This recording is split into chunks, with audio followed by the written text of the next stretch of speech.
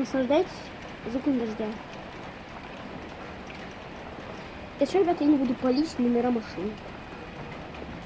Вот так, поставлю камеру. Согласен.